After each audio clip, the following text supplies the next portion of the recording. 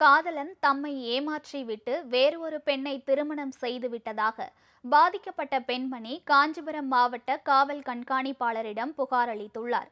காஞ்சிபுரத்தைச் சேர்ந்த தேவிகா என்பவர் தனது கணவரை விட்டு பிரிந்து தனியாக வசித்து வந்தார். இந்த நிலையில் அவருக்கு சரத்குமார் என்பவருடன் நட்பு ஏற்பட்டுள்ளது.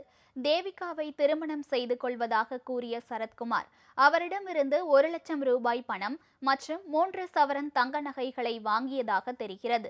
இந்த நிலையில் தேவிகாவுக்கு தெரியாமல் வேறு ஒரு பெண்ணை சரத்குமார் திருமணம் முடித்துவிட்டதாக சொல்லப்படுகிறது. இதனால் பாதிக்கப்பட்ட தேவிகா காஞ்சிபுரம் காவல் கண்காணிப்பாளரிடம் புகார் அளித்துள்ளார்.